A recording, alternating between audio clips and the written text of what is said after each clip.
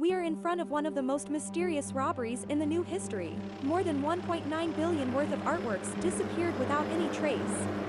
Who stole 1.9 billion of art? The puzzling case unfolds. Notorious art thief caught after stealing 1.9 billion of artworks. The art thief who fooled the world. The investigator couldn't believe that one person stole 1.9 billion in valuable works by these simple tools. Screwdriver, antenna, and an oversized jacket. These are all the tools that Stéphane Breitwieser needed to steal works of art worth $1.9 billion. How did he do all this with these simple tools? Well, let's dive in this incredible story of the man who stole $1.9 billion in front of the guard's eyes. The beginning of our story, March 1995, was in Switzerland, specifically in a town called Greer. The protagonist of this story is a French man named Stéphane Breitwieser. Stéphane was traveling to this town and was accompanied by his girlfriend, Anne-Catherine, to visit an ancient medieval castle. This castle was called Greer Castle.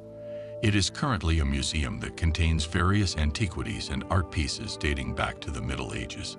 This castle had corridors and large rooms dedicated to paintings, meaning all its corridors and walls were filled with these panels.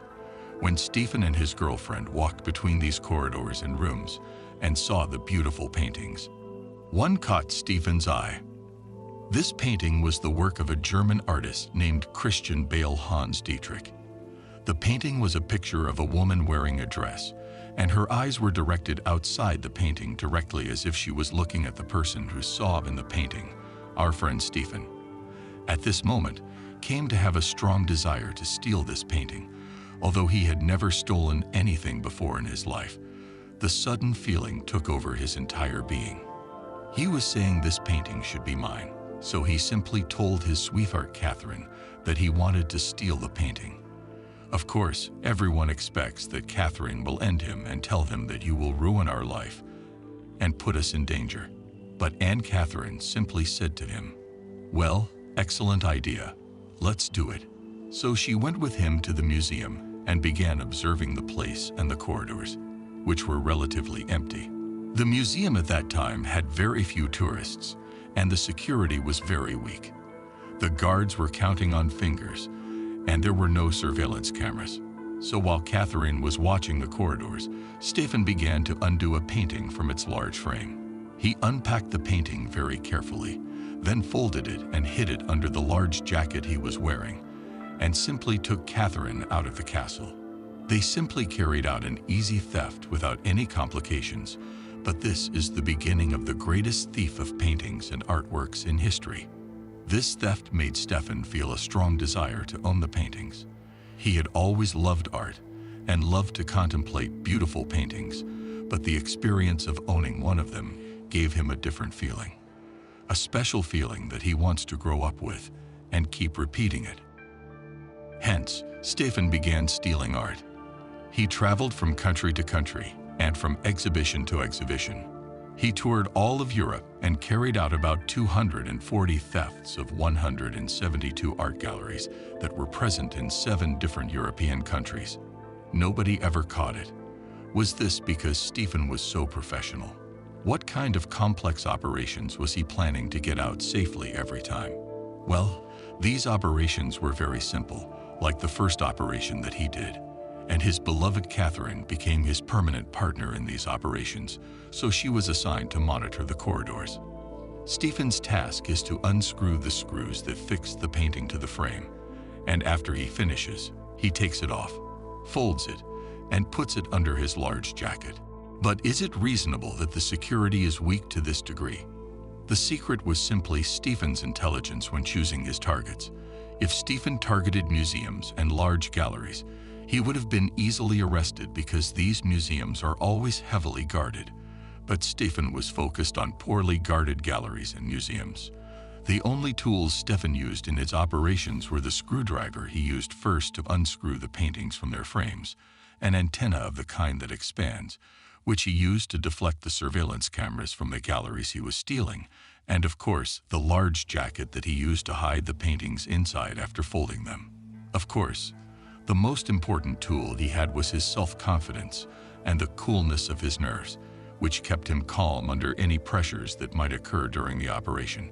This amazing confidence made him able to steal from the same gallery or museum more than once.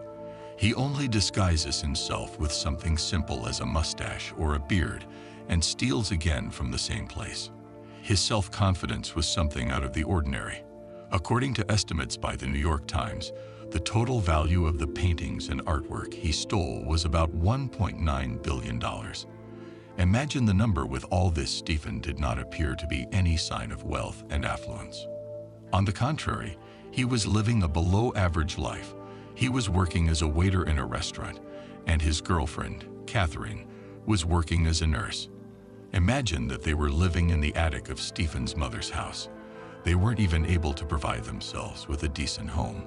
So why did they live like this despite all these thefts and the high value of the paintings he had? The reason is simply that Stéphane has not sold any of the paintings he stole. Okay, why? The reason is that he was not stealing these paintings to benefit financially. He was stealing them because he loves the art in these paintings. If we go back to the first theft we talked about, Stéphane stole this woman's painting because he was actually impressed with her beauty and the art in it. And from that time, he stole the paintings that he really liked and was impressed with, not stealing because of their high value.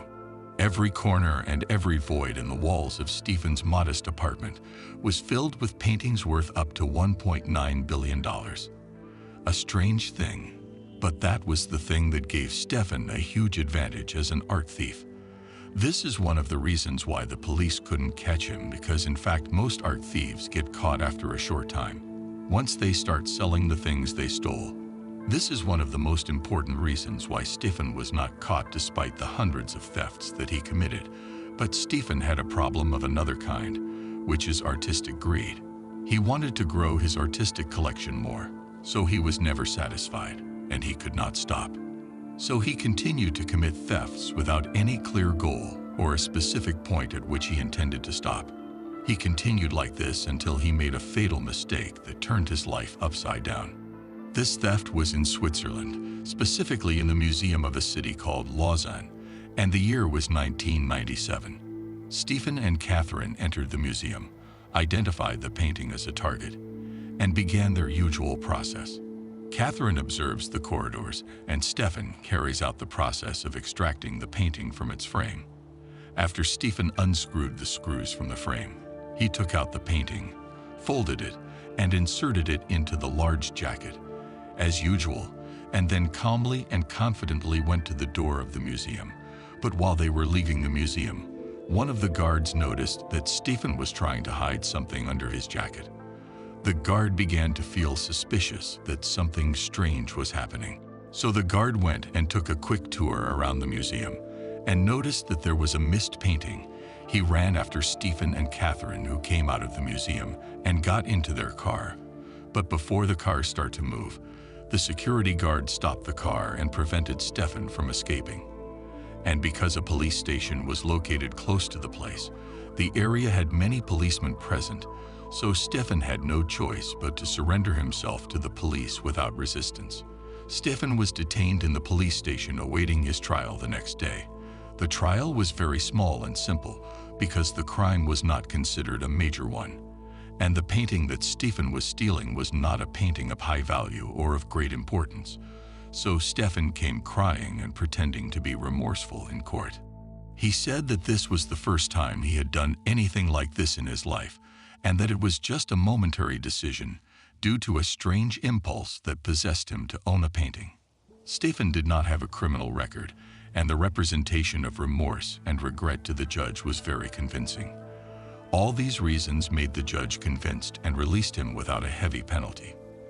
The judge's ruling was that Stéphane remains under an 8-month supervision period and that he must leave Switzerland immediately, and he will not be able to enter it again until his period of supervision ends, which means after 8 months. This incident did not affect Stéphane at all, and during the years that followed, He continued with the usual theft in various European countries, except for Switzerland, of course. 4 years later, in 2001, Stéphane felt that the robbery attempt he was caught in had been forgotten, and the time has come for him to return to Switzerland again. So he and his sweetheart Catherine simply boarded the plane and traveled to Switzerland, and then they went to the same city where he was arrested 4 years ago, Lausanne. But this time, the operation was not in the same museum. In this museum, Stéphane set his eye on an old antique trumpet that was inside a glass showcase, and it was a little more difficult to steal than the paintings. However, he was able to steal the trumpet, as usual, under his overcoat, and he left the museum without any problem. Stéphane was too self-assured and sometimes to the point of arrogance. 2 days later, he decided to go back in disguise to the same museum and steal a new piece of art.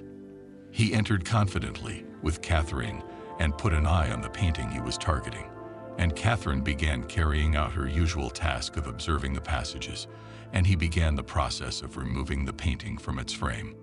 After he finished removing the painting, he hid it under his coat as usual, but this time he found himself surrounded by guards from every direction. What happened is that one of these guards remembered his face from the operation he had done 2 days before. This guard felt that this man was suspicious. He told his colleagues, and they moved to monitor him and caught him red-handed while he was stealing the painting from its place. After that, Stéphane was arrested and detained at the police station. During police investigations with him, Stéphane tried to play the same game that he played last time and told them that it was just a momentary tendency to steal and that he regretted everything else. But this time the excuse was very weak, because in the beginning he stole the trumpet and then came back to steal the board. It is impossible for this to be a momentary tendency. These are all pre-planned robberies. After searching and investigating, the investigators obtained the report regarding the previous theft in the same city when the judge's sympathy occurs. In the year 1997, the investigators knew that they were in front of a serial thief, so the Swiss police contacted the French police and told them the details of the case. The French police obtained a warrant to search Stéphane's apartment, which, as we said, was located in the attic of his mother's house. The police entered the house and there was a surprise. The apartment was completely empty of any paintings or artwork. There was no trace of anything in it. Just how did this thing happen? How did all the artworks disappear?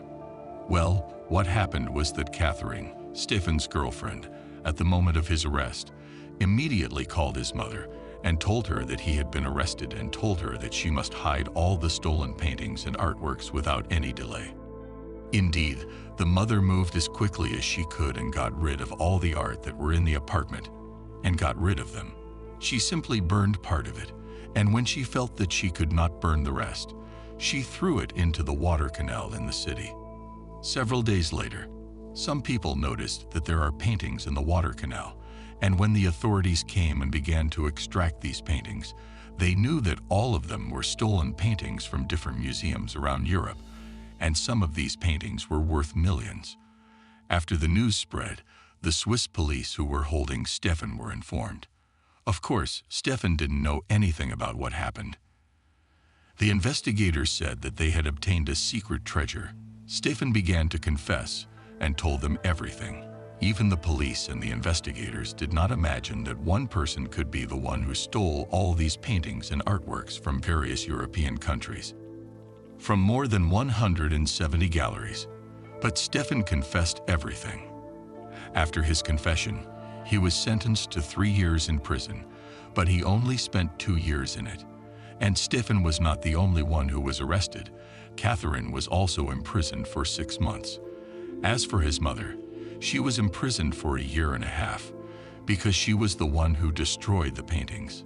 His beloved Catherine left him after she got out of prison. She did not want to continue her life with him anymore. As for his mother, she never communicated with him. Stéphane lived very bad years after he got out of prison. He lived alone and poor and became depressed most of the time. Stéphane tried to write a book about his life in order to earn some money to live, and called the book Confessions of an Art Thief, but the book did not achieve significant sales and failed commercially. After Stéphane felt that the doors were closed in his face, he decided to go back again to stealing artworks, but this time it was not for the sake of art. His aim was to sell the paintings and get money. And as we said, the thieves who try to sell the stolen art are mostly the ones who get caught. Indeed, he was arrested in the year 2011 while he was trying to sell a unit of these paintings that he stole, and after they searched the apartment, they found more than 30 stolen paintings, so he was arrested for the second time. Like last time, he was sentenced to 3 years in prison, and after he got out of prison this time, he remained under surveillance, and he was arrested for the third time in the year 2019 when he was caught trying to sell some antiquities on eBay. These items were most likely stolen before he was arrested. After this arrest, which took place in the year 2019, Stéphane did not show any news after that. However, Stéphane Breitwieser immortalizes his name as the greatest art thief in history, and probably there is no one who will be competing for this title anytime soon. Here we come to the end of our story. If you like it, do not forget to like and subscribe and activate the bell button so that you can receive new videos. Bye. A bank robbery was described as the heist of the century. Ingenious plan of a mastermind to crack an impregnable vault makes the detectives out of their minds. The events of today's story took place in a French bank named Société Générale, one of France's most well-known banks with branches all over the world. The bank is in the city of Nice, which is located on the French Riviera, the southeastern coast of France on the Mediterranean Sea. At that time, most people used to save their valuable property in this bank, such as money, jewelry, gold, and so on. The bank accepted all sorts of deposits and placed them in safe boxes inside the vault. The customers were so confident that their properties were safe since the bank had one of the biggest and strongest vault in all France. However, what happened on Monday, 19th of July in 1976, is something that has never happened before. The day started like every other day. All the officers took their seats to start a typical day. There was nothing strange that indicated that something unusual was about to occur. Everything was fine until the bank's director and a few officers tried to open the vault to release funds for customer transactions. The vault main door opened normally, but the inner door remained persistent, and they were unable to open it. They remained calm since it is not the first time. The door had been stuck before. It is a 75-year-old steel door that weighed more than 20 tons, so dealing with such problems was common. But the problem was that many of the customers were gathered in front of the bank, waiting for the officers to open the door so that they could make their transactions. The bank director called the vault manufacturer company, which is also in charge of maintaining it. A few minutes later, a representative of the company arrived to work on the lock mechanism and went on the unlocking procedure again and again, trying to figure out why the door is stuck.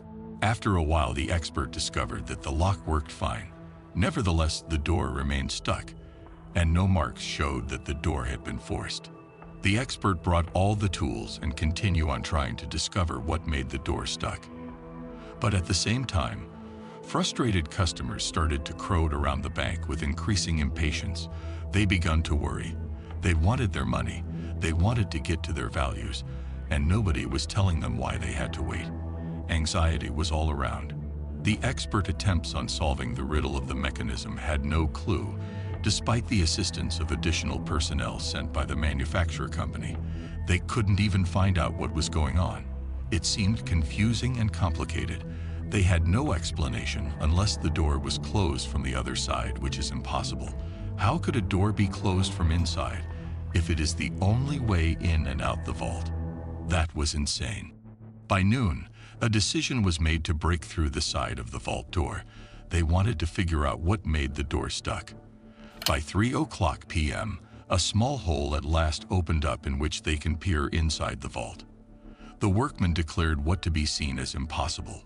The bank had been robbed. The bank director called the police.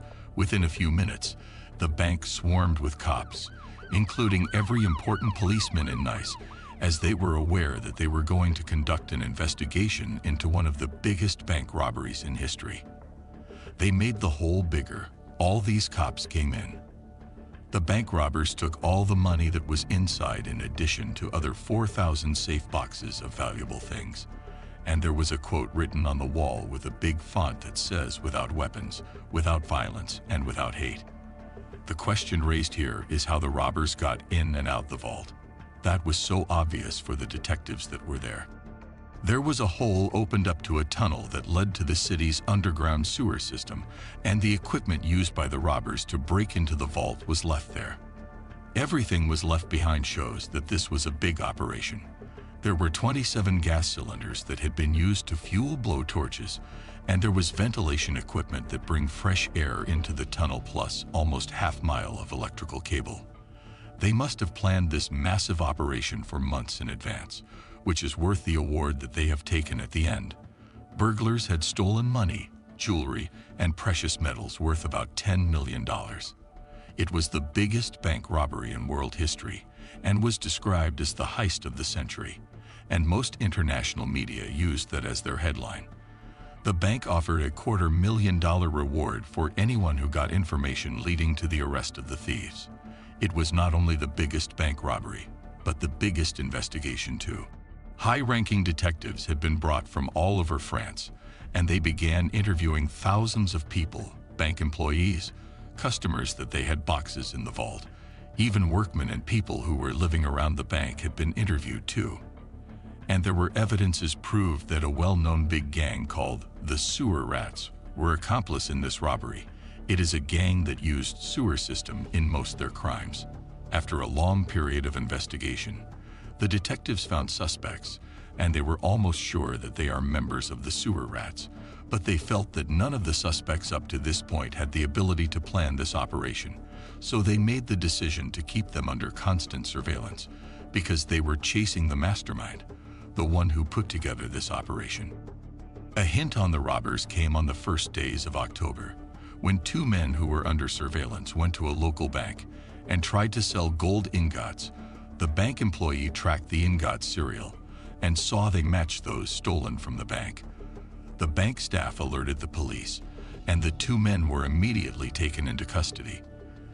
The authorities had solid proof that those men belonged to the gang and would become more proximate to other members if they were pushed into speaking and confessing to the identity of the operation's mastermind. The police in France were informed that they may accuse their relatives of crimes that they aren't even aware of, and that they had the authority to hold any suspect in prison and use any method to compel a confession, even if it's illegal.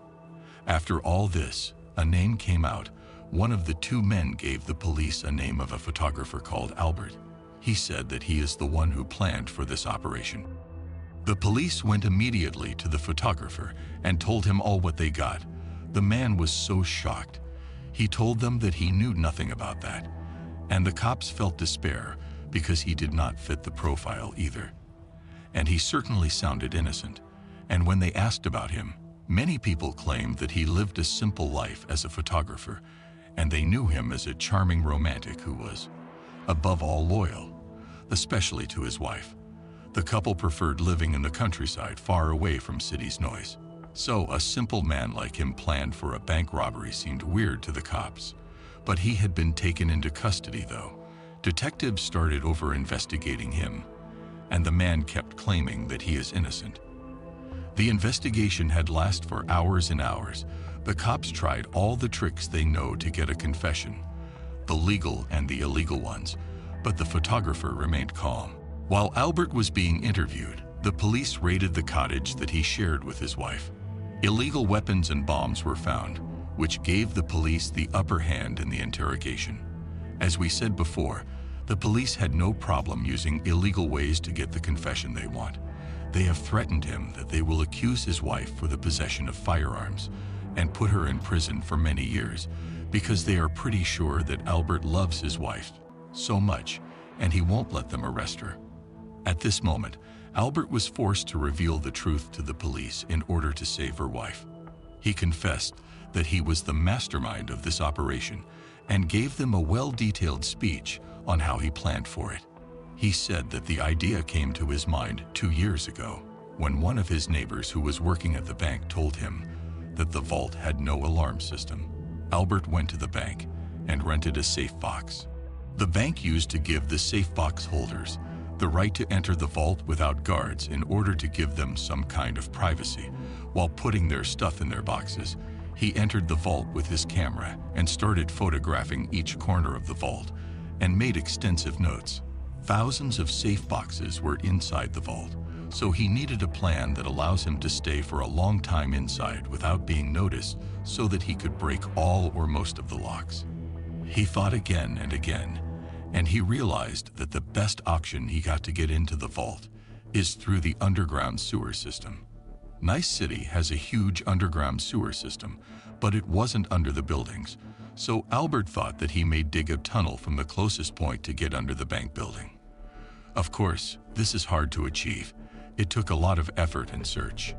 He decided to go under the sewer system for weeks, trying to find a line that led directly to the bank and to figure out the appropriate digging starting point.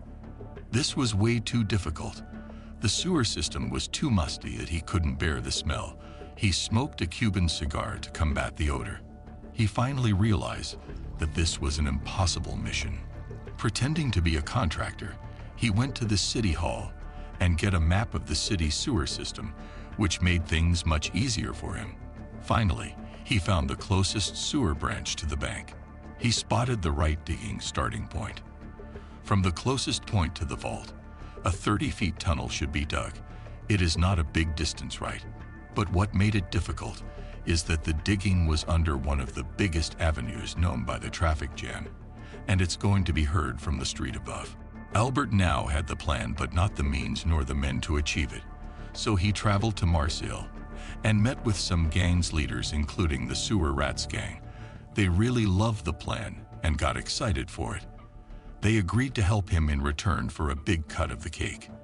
They'd provide him with manpower and all the equipment required to start the operation. Firstly, Albert placed a group of guys on the digging zone with radios to notify the others if cops appeared unexpectedly.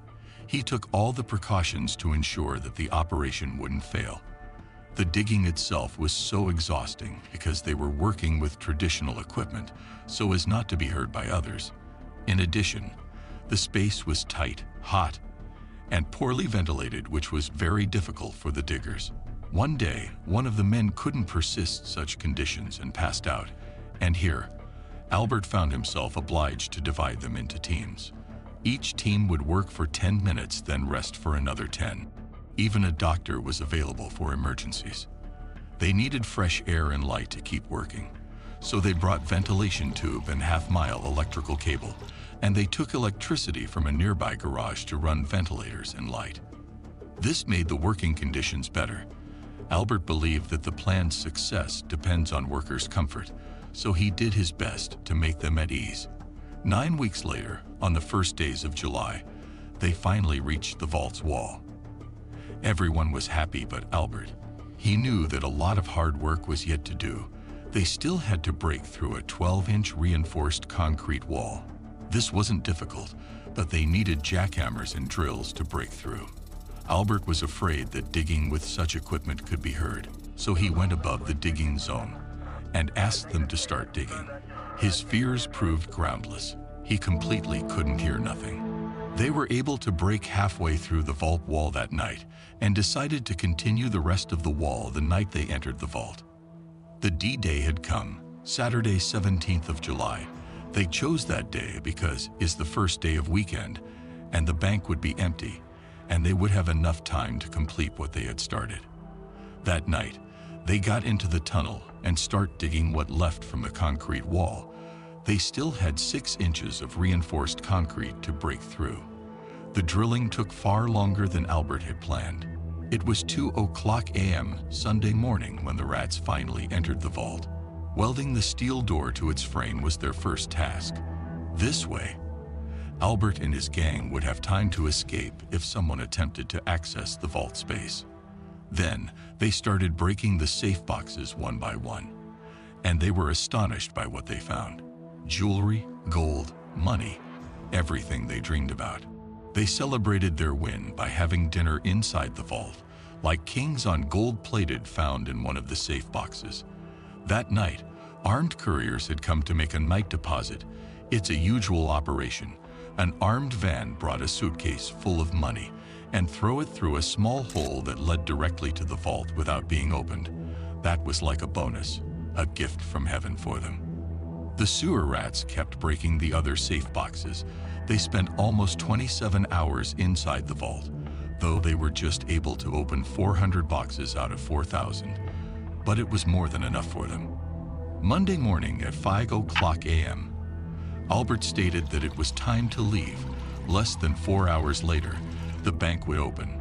But before leaving, Albert took a paint spray and wrote the famous quote on the wall, "Without weapons, without violence, without hate." This quote made the detectives was rage at the people who were laughing and applauding at the crime, who went around talking to each other, and instead of saying hello and goodbye, they would say without weapons, without violence, without hate. At the end, Albert was ultimately arrested alongside the rest of the sewer rat gang.